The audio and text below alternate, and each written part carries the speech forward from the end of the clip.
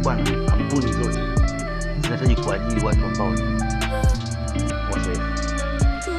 Kwa mfano sisi kwenye kampuni yetu tunaajiri mwanasheria mzoefu. Ni hivyo hivyo kwa shemeji yako, na wanahitaji mwanasheria mzoefu na makampuni mengine. Lakini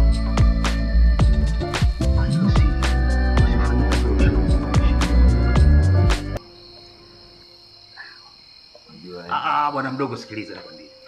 Unachotaka kukisema mimi nakifahamu. Mbele yako kuna mlima. Kwa hiyo una hiari ya kuupanda huo mlima au kuuzunguka huo mlima, na hata ukitaka kuweka maskani katika huo mlima, ila ni kwako.